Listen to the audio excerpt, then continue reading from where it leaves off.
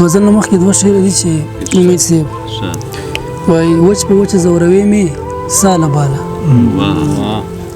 وچ په وچه زوروي مې ساله باله په سرو سترګو ژړوي مې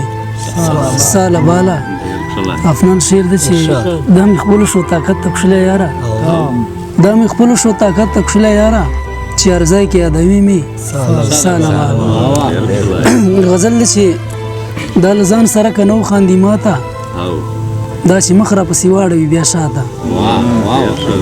دا له ځان سره که نه وخاندي ماته دا چې مخ را پسې واړوي بیا شاته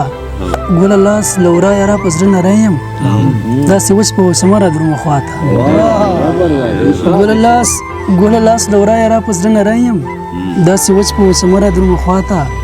چې مې سرو سپین لاسونه په سرو وینو بیا را نغله شرمنده دې کړم دنیا ته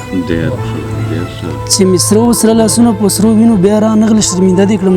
دنیا ته چې په غم را څخه پاس په هوا تیر شوې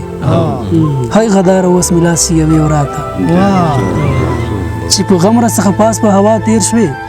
هی غداره اوس مې لاس یوې وراته امید صاحب شعر دی چې دغه څوک له ما په ننګ او جنګ تکړه دی دغه څوک له ما په ننګ او جنګ تکړه دی دې خبرې جواب راکړه لاړې شاته پښتنو کې اتفاق را به ظاهر کړي پښتنو کې اتفاق را به ظاهر کړي امن را ولې لاس نیسم دعا ته آخري شعر دی چې دا خو ستا د غټو برګو سترګو زور دی